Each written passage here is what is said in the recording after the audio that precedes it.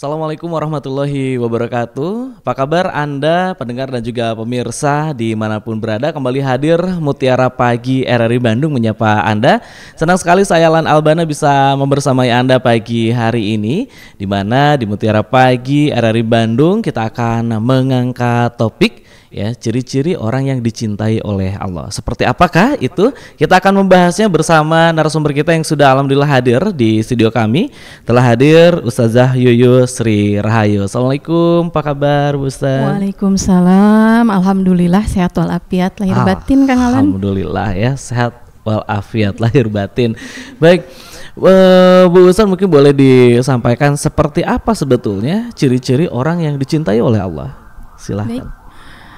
Terima kasih Kang Alan. Auzubillahi minasyaitonirrajim. Bismillahirrahmanirrahim. Assalamualaikum warahmatullahi wabarakatuh. Alhamdulillahirabbil alamin. Alhamdulillahilladzi arsala rasulahu bil huda wa dinil haq liyudhhirahu 'ala dini kulli walau karihal kafirin.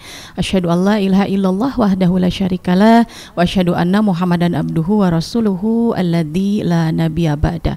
Allahumma shalli ala sayidina Muhammad wa ala ali sayidina Muhammad wa ala alihi wa ashabihi wa man tabi'ahum bi ihsani ilal yaumil qiyamah. Asbahna wa asbahal mulku lillah subhanaka la ilma lana illa ma 'allamtana innaka antal alimul hakim. Alhamdulillah pemirsa setia Mutiara Pagi RRI Bandung dimanapun Anda berada, kita kembali bertemu dalam kajian pagi hari ini. Dan alhamdulillah sebagaimana tadi disampaikan Kang Alan bahwa akan dibahas mengenai ciri-ciri hamba yang dicintai oleh Allah Subhanahu wa Ta'ala. Sebagaimana kita rasakan dalam kehidupan keseharian kita, sudah barang tentu dicintai oleh pasangan hidup kita, dicintai oleh putra-putri kita, dicintai oleh orang tua kita, dicintai oleh teman-teman kita, oleh sahabat kita, oleh guru kita, menjadi sesuatu yang sangat membahagiakan dan sesuatu yang sangat menggembirakan hati kita gitu ya. Nah, apalagi ini adalah sesuatu yang sangat kita damba-dambakan, yaitu dicintai oleh Allah. Allah yang selama ini mengurus kita, Allah yang selama ini menjaga kita, Allah yang selama ini memberikan segala sesuatu kebutuhan kita. Bagaimana caranya supaya kita menjadi hamba-hamba yang dicintai oleh Allah gitu ya. Karena sungguh kalau sudah Allah cintai, segala sesuatu yang kita inginkan tanpa kita minta pasti akan Allah berikan. Tapi harus kita ketahui di sini bahwa cintanya makhluk dan cintanya Allah itu jelas sangat berbeda sekali. Kalau cinta makhluk, misalkan ya cinta pasangan atau cinta dari anak atau dari orang tua, biasanya kalau sudah mencintai seseorang akan banyak sekali memberi sesuatu atau pemberian atau hadiah atau apresiasi gitu ya. Beda dengan Allah. Kalau Allah mencintai seorang hamba, maka akan Allah uji hamba tersebut bagaimana kekuatan dia dalam ujian tersebut. Apabila dia sudah lolos dari ujian tersebut, maka cinta Allah akan bertambah, dan dari sana Allah akan menilai kita. Sesudah itu baru Allah akan memberikan segala sesuatu tanpa kita minta, Allah akan berikan gitu ya. Jadi beda cintanya makhluk dengan cintanya Allah. Nah, di sini kita pun juga harus senantiasa mendawamkan doa supaya Allah senantiasa mencintai kita, mendekatkan dengan orang-orang yang senantiasa mencintai Allah, dan juga mendekatkan kita kepada amalan-amalan yang senantiasa juga mendekatkan cintanya kepada Allah gitu ya. Apa doanya? Doanya yaitu Allahumma inni as'aluka hubbaka wa hubba may yuhibbuka wa hubba min kulli amalin yuqarribu ila hubbika. Ya Allah, berikanlah aku kecintaan darimu gitu ya, dan juga dekatkan aku kepada orang yang senantiasa mencintaimu, dan juga dekatkan aku kepada amalan-amalan yang senantiasa amalan tersebut lebih mendekatkan cintaku kepadamu gitu ya, seperti itu. Jadi itu doa yang harus kita bacakan dalam keseharian kita supaya senantiasa cinta Allah itu ada dalam diri kita, dan Allah pun juga akan mencintai kita gitu ya. Nah, adapun di dalam ayat-ayat suci Al-Quran Allah sudah memberikan penjelasan kepada kita dalam firman-Nya bahwa kalau kita ingin menjadi hamba yang dicintai olehnya gitu ya, ada beberapa cara atau beberapa ciri-ciri supaya menjadi hamba yang dicintainya gitu ya. Itu semua ada tersurat di dalam Al-Quran surat Al-Furqan dari mulai ayat 63 sampai 73 gitu ya. Nah, maka sekarang yuk kita bahas pemirsa setia Mutiara Pagi RRI Bandung dimanapun Anda berada, apa sih atau apakah kita sudah termasuk hamba yang dicintai Allah kalau memang ciri-ciri ini sudah ada dalam diri kita gitu ya. Yang pertama yaitu di dalam Al-Furqan ayat 63, auzubillahi minasyaitonirrajim, wa ibadur rahmanil ladzina yamshuna 'alal ardi. Bahwa yang pertama hamba yang dicintai oleh Allah itu adalah orang yang senantiasa dia dicintai oleh Allah yang Maha Pengasih itu, yang senantiasa berjalan di muka bumi ini dengan rendah hati.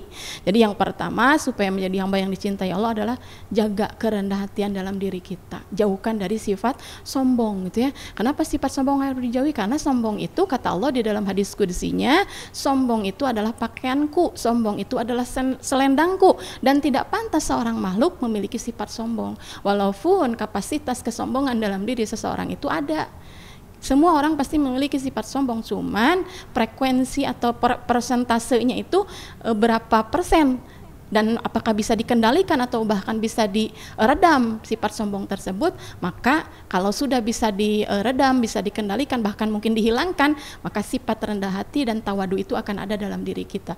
Nah, itulah ciri yang pertama adalah kalau ingin menjadi yang dicintai oleh Allah, rawatlah sifat rendah hati dalam diri kita. Itu ya, jangan merasa paling pintar atau paling cerdas, paling kaya, merasa lebih dari orang lain gitu ya.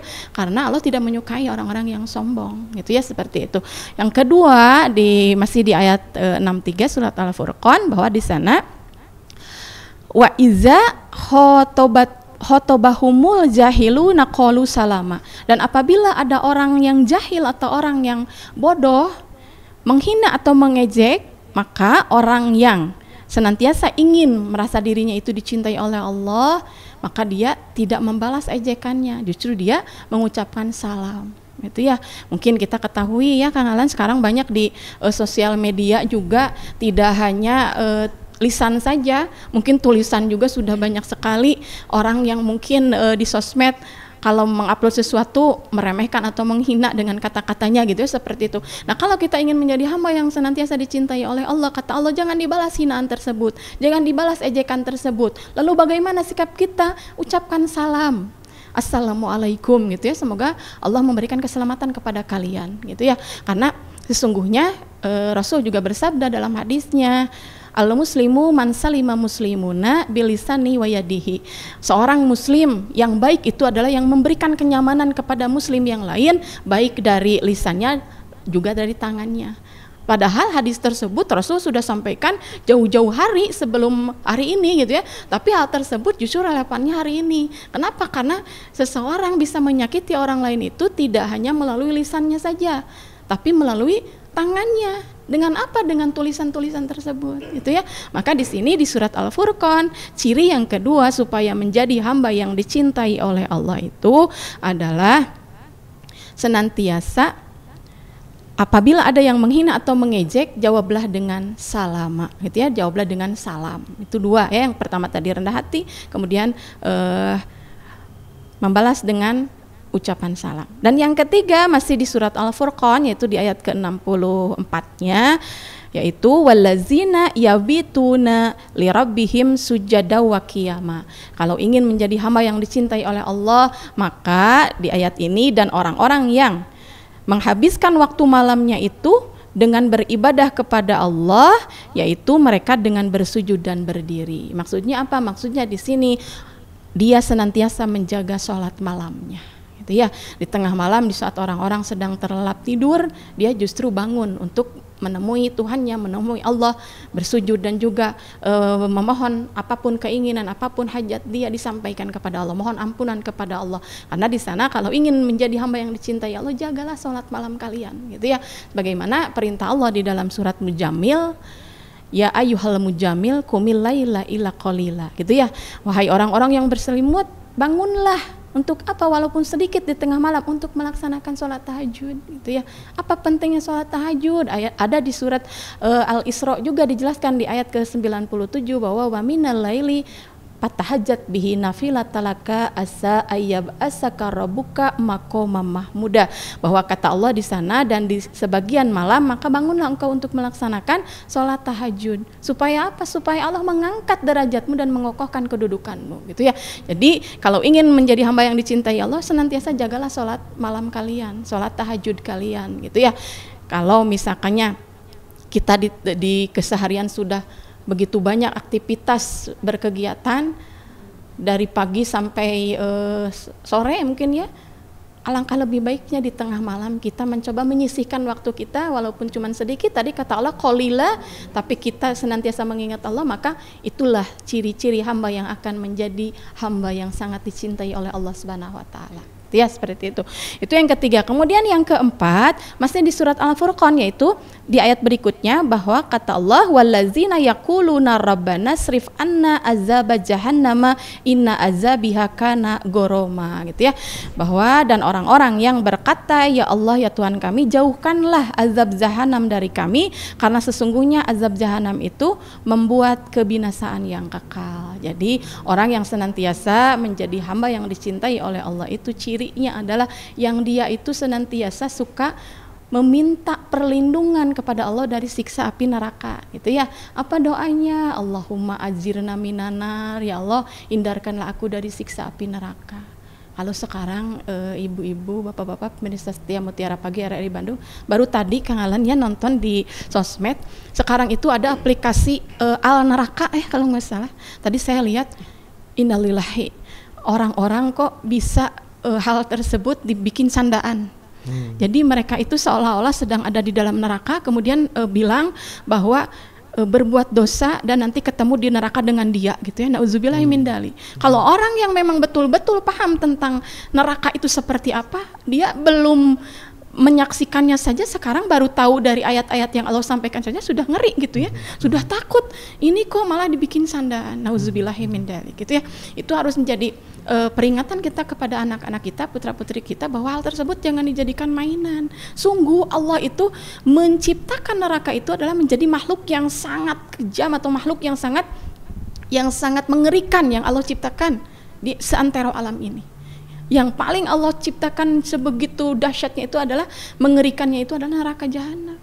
Kok ini dibikin mainan, gitu ya. Bahkan di sini kata Allah, kalau engkau ingin menjadi hamba yang aku cintai, senantiasalah memohon perlindungan dari siksa api neraka, gitu ya. Allahumma ajirna minanar, ya Allah hindarkanlah aku dari siksa api neraka, gitu ya. Bahkan banyak doa-doa yang lainnya supaya kita terhindar dari siksa api neraka.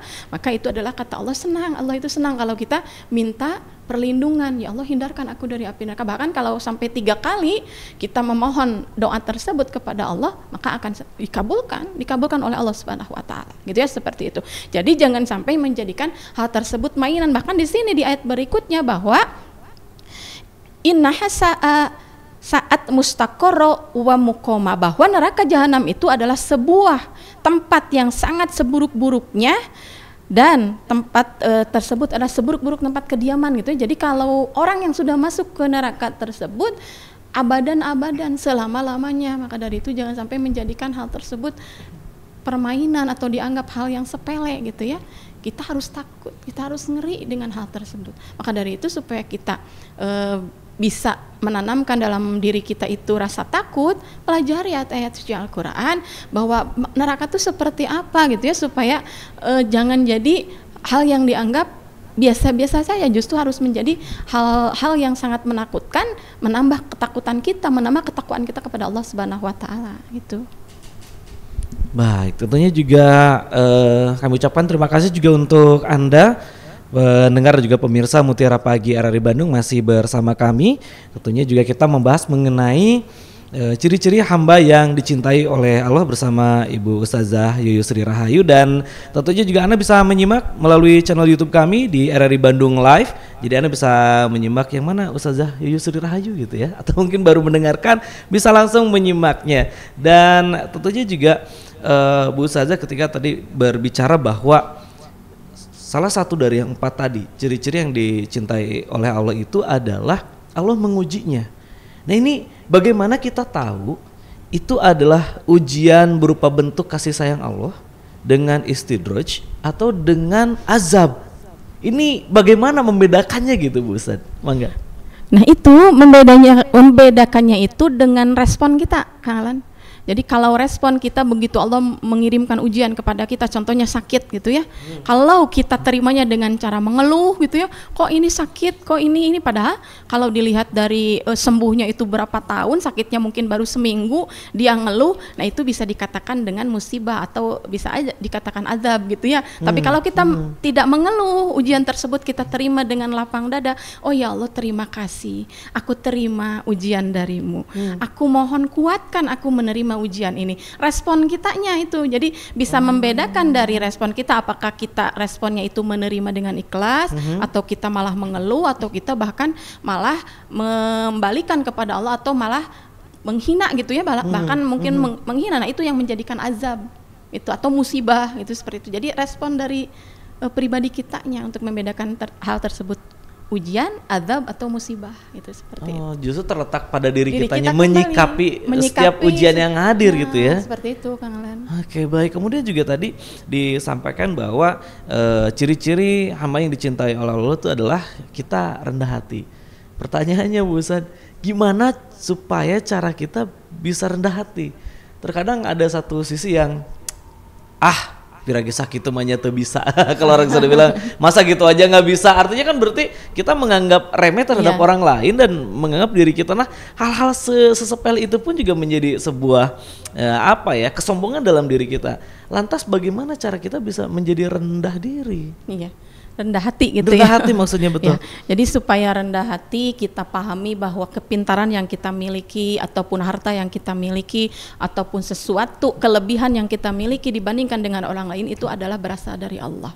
Dan kalau Allah sudah berkehendak untuk mencabut semua itu, mudah bagi Allah gitu ya. Mudah bagi Allah. Kepintaran, mungkin kita pintar dalam satu hal, tapi pas kita muncul dalam diri kita kesombongan, mungkin saja kita berbicara di sini saja yang sudah kita konsep banyak gitu ya Pak Kang Alan, bisa saja hilang begitu saja karena mungkin ada kesombongan dalam diri kita. Karena kata Allah, sebiji jarah pun ada sombong dalam diri kalian, maka sungguh nanti azabku akan sangat pedih gitu ya. Jadi jangan sampai terbersit. Kalau tadi tipnya bagaimana supaya terhindar dari sifat sombong, ya itu tadi Kang Alan. Jadi pahami oleh kita bahwa segala yang kita miliki, segala yang kita punya itu berasal dari Allah Subhanahu wa taala dan mudah bagi Allah untuk membalikan semuanya gitu ya, seperti itu.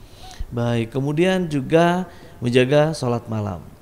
Wah, ini bagi yang sudah terbiasa kadang terbangun begitu saja gitu ya, tahu jam segitu udah respon tubuhnya terbangun Bu Ustadz. Namun ada beberapa hal yang baru mulai mencoba sholat malam. Di alarm masih ngantuk-ngantuk gitu ya, lewat. Alarm kedua baru mulai bangun gitu ya. Nah dalam proses membiasakan untuk sholat malam, adakah hal-hal yang bisa dilakukan agar itu menjadi sebuah kebiasaan gitu Bu Ustadz? Sesuatu yang kita anggap penting akan menjadi kita utamakan.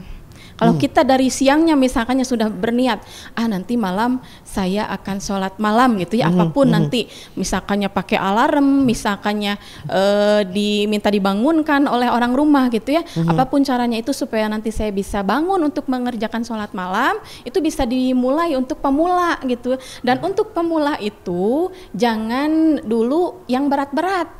Itu ya Kang Alan, jangan dulu yang berat-berat, misalkannya dia bisa bangun di tengah malam pukul 2 misalkannya, surat-surat yang dibaca misalkannya boleh yang pendek-pendek dulu, atau misalkannya rakaat yang dia kerjakan bisa 2 rakaat dulu, jangan langsung 11 atau jangan langsung 23 gitu ya yang diambil. Jadi semuanya itu memang berproses gitu ya. Dan tipnya untuk orang yang ingin senantiasa menjaga sholat malam, jangan tidur terlalu malam itu. Yang kedua, jangan makan kebanyakan gitu ya. Pas waktu makan malam itu jangan terlalu banyak. Kenapa? Karena nanti terbangun dengan rasa lapar kita. Itu mungkin pertolongan dari Allah supaya kita bisa terbangun dan bisa mengerjakan sholat malam tersebut. Kalau wareg tibra gitu. Iya, kalau wareg kan tibra itu betul. Baik. Kemudian juga tentunya ada berbagai amalan, kemudian juga dari sikap kita gitu ya, merespon sebuah ujian, kemudian tadi mengkonsistenkan sholat malam, kemudian selalu ada hal-hal yang kadang dalam prosesnya Bu Ustadz ketika kita mencoba untuk konsisten kan tidak begitu semudahnya ya, karena kalau menguji kekonsistenan kita, istiqomahnya. Ini menjalani prosesnya itu Bu Ustadz agar kita bisa istiqomah gitu dalam menjalankan dan meniatkan untuk supaya kita bisa dicintai oleh Allah. Ini bagaimana Bu Ustadz? Ya, jadi istiqomah itu memang berat. Kalau yang mudah itu istirahat ya. Betul. Gitu ya. Kalau yang dekat dari RRI masjid istiqomah di sana. Ya, gitu ya. Jadi di sini kita pahami ayat Al-Qur'an yang Allah berikan untuk orang-orang yang istiqomah. Ini ada ya di dalam Al-Qur'an bahwa bunyinya seperti ini. Qalu rabbunallaha sumastaqamu tatanazzalu alaihimul malaikatu alla tahab wa la tahzanu wa abshiru bil jannati allati kuntum tu'adun. Gitu kata Allah. Bahwa katakanlah kepada orang-orang yang senantiasa menjaga keistiqomahan, kata Allah, jangan bersedih, jangan berkecil hati. Kenapa? Karena Allah akan mengirim kabar gembira kepada mereka bahwa untuk mereka yang senantiasa istiqomah Allah siapkan surga untuknya gitu. Surga balasan. Jadi kalau kita sudah tahu bahwa kalau kita istiqomah balasan dari Allah surga, otomatis pasti walaupun 2 rakaat kita akan bangun, walaupun 2 rakaat kita akan rendah hati gitu ya, walaupun misalkannya berat amalan ini, tapi kan Allah akan cinta kepada kita. Jadi istiqomah sedikit-sedikit pasti kalau dilatih akan terbiasa nanti gitu Pak Kang Alan. Jadi melatih diri dulu dari mulai hal yang sekecil apapun. Kalau nanti sudah terbiasa, insya Allah nanti akan menjadi kebiasaan dan itu menjadi sesuatu yang kita anggap penting. Contoh misalkannya kita hadir di kajian ilmu, kalau kita anggap kajian ilmu itu penting, kita akan korbankan hal-hal yang lain. Pasti akan lebih mengutamakan untuk hadir di kajian ilmu. Atau misalkannya kita menganggap penting sholat, kita akan meninggalkan aktivitas lain karena kita menganggap bahwa sholat itu penting. Jadi anggaplah sesuatu amal ibadah itu menjadi suatu kepentingan untuk diri kita. Itu bukan hanya kewajiban saja yang lepas, sudah kewajiban lepas, tapi kalau sudah menjadi kepentingan, kebutuhan, itu nanti akan Allah lebih mencintai kita kalau itu sudah tertanam dalam diri kita. Jadi skala prioritas seperti itu ya? Ya, skala prioritas, betul. Itu jadi harus menjadikan penting skala prioritas dulu, itu yang pertama. Baik, ini ketika dalam prosesnya akhirnya Bu Ustadz mencoba, kemudian akhirnya sehari, 2 hari, 3 hari, wah sudah konsisten. Di hari ke-5 kita hilaf Pak Ustadz. Kadang maksiat lagi gitu ya, kemudian hilaf lagi, akhirnya kesana merasa dah aku mah apa tuh, udah kemarin juga sudah hilaf dan lain sebagainya. Terkait hal itu Bu Ustadz, di proses dalam menjalankan keistiqomahan, kadang hilaf di tengah jalan, kemudian rasa hilaf, rasa bersalah itu membuat ya udah gitu ya. Bagaimana sudut pandang katakanlah Al-Quran atau hadis melihat hal itu gitu? Itulah hal yang diinginkan oleh setan. Karena setan tuh seperti itu inginnya, memberikan rasa was-was ke dalam diri seseorang itu ya, ke dalam hati seseorang, bahwa daripada ngerjain ini 2 rakaat atau misalnya sholat malam 2 rakaat, udah mending tidur aja. Kan toh ini belum tentu juga ya kamu nanti bakal istiqomah misalkannya. Terus dia memang di hari ke-5 kata Kang Alan tadi betul-betul memang meninggalkan, ya itu memang yang diharapkan oleh setan tuh seperti itu. Jadi menanamkan rasa was-was kepada hati seseorang dan akhirnya dia ya udahlah mending juga tinggalkan saja gitu ya, seperti itu. Jadi jagalah diri kita dari rasa was-was dan juga kalau bisa ya tadi sedikit-sedikit tapi tetap terjaga oleh kita amalan-amalan tersebut. Kata Allah ada ya di dalam hadis juga bahwa kalau amalan yang lebih dicintai oleh Allah itu adalah amalan yang sedikit tapi continue, tapi berlanjut gitu ya, seperti jadi terus dijaga oleh Dia. Itu seperti itu.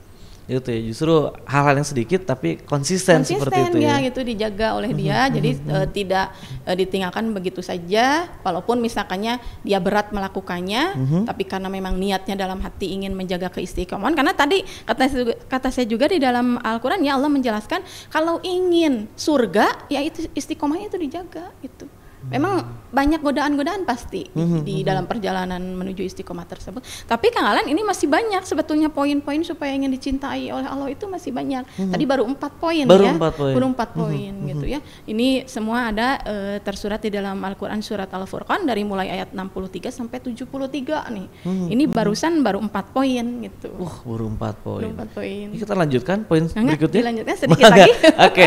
Baru 4 tadi ya. Jadi orang yang rendah hati, tidak membalas hinaan orang lain, melainkan mengucapkan salam, menjaga sholat malamnya, dan juga meminta perlindungan dari siksa api neraka. Selanjutnya apa Bu Ustaz? Selanjutnya ini di Al-Furqan ayat ke-67 bahwa kata Allah wallazina izza anfaqu lam yusrifu wa lam yaqturu wa kana baina zalika qawama. Kata Allah, dan termasuk hamba Allah yang dicintainya itu adalah orang-orang yang senantiasa dia itu berimpak menginfakkan sebagian hartanya itu, tapi tidak dengan cara berlebih-lebihan dan juga tidak pelit gitu Kang Alan. Jadi di tengah-tengah, seimbang gitu ya. Karena Allah tidak menyukai yang berlebih-lebihan dan juga tidak menyukai yang pelit gitu ya. Karena memang manusia itu mempunyai sifat wa kanal insanu qaturo, bahwa manusia itu semuanya mempunyai sifat kotor. Kotor itu apa? Pelit. Jadi pengen diberikan kepada orang lain tapi dipikir-pikir, kok lebar ya kalau dikasih ke orang lain, nanti kita habis ya gitu. Ternyata memang di dalam Al-Qur'an itu sudah ada, sudah tabiat asli dari manusia itu.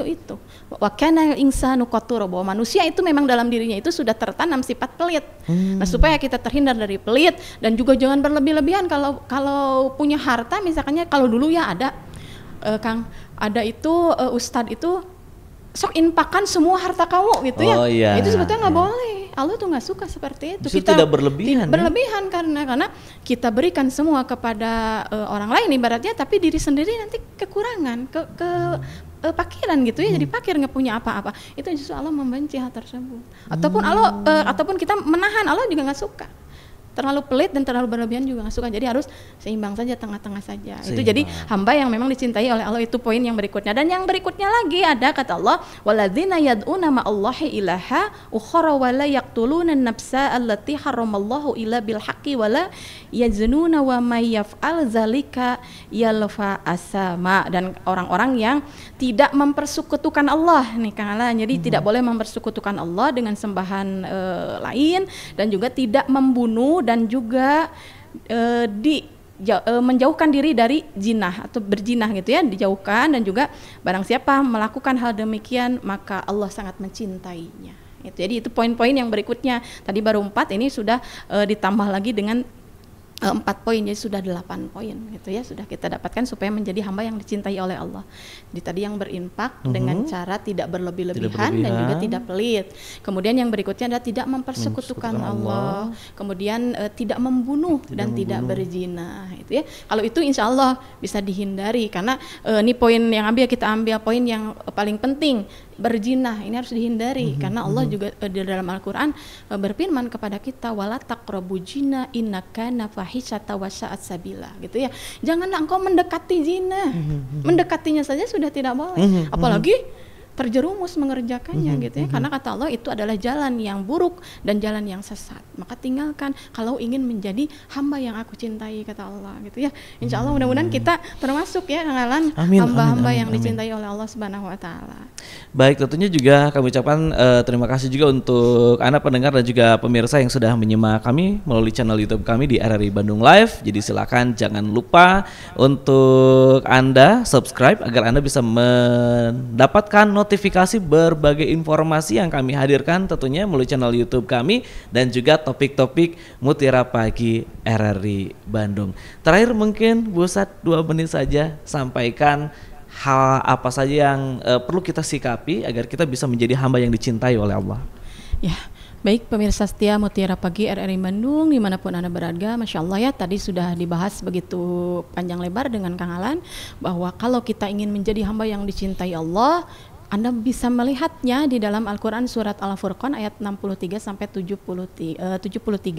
Nah, kemudian di sini ada poin yang paling utama supaya kita menjadi hamba yang dicintai Allah. Tadi perbanyak doa, Allahumma inni as'aluka hubaka wa hubba ma yuhibuka wa hubba min kulli amalin yuqaribu ila hubika. Dan yang terakhir ini ditutup di surat Al-Furqan, yaitu di ayat ke-74, bahwa yang senantiasa dicintai oleh Allah adalah dia yang senantiasa berdoa. Berdoanya apa? Robbana hablana min ajwajina wa dzurriyyatina qurrata a'yun waj'alna lil muttaqina imaman. Itu doa yang sangat paten sekali, dan itu adalah doa yang memohon kepada Allah supaya kita, anak keturunan kita, pasangan hidup kita, semuanya senantiasa dijaga oleh Allah dan menjadi hamba-hamba yang dicintai oleh Allah gitu ya. Jadi 2 poin tersebut jaga oleh kita, dawamkan dalam keseharian kita sesudah sholat gitu ya.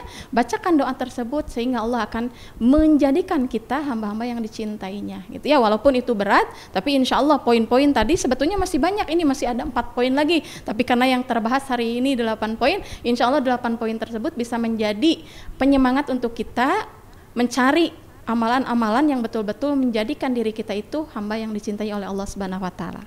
Itu saja mungkin Kang Alan. Insyaallah mudah-mudahan bermanfaat untuk kita semua. Aqulu qouli hada wa astaghfirullahaladzim li wa lakum. Barakallahu lana wa lakum. Assalamualaikum warahmatullahi wabarakatuh. Waalaikumsalam. Turun terima kasih tentunya Ibu Ustazah Yuyu Sri Rahayu atas apa yang disampaikannya, mudah-mudahan bisa menambah referensi untuk kita. Dan tentunya sekali lagi terima kasih untuk Anda pemirsa dan juga pendengar Mutiara Pagi RRI Bandung yang sudah menyimak, dan Anda sekali lagi bisa subscribe agar bisa mendapatkan berbagai informasi dan notifikasi topik-topik Mutiara Pagi RRI Bandung. Terima kasih juga untuk Anda yang sudah menyimak dari Tasikmalaya, Ciamis, kemudian juga Garut, Sumedang, dan juga Cianjur. Dan tentunya saya Alan Albana pamit undur diri dari ruang dengar Anda. Sampai berjumpa kembali di Mutiara RRI Bandung selanjutnya. Assalamualaikum warahmatullahi wabarakatuh.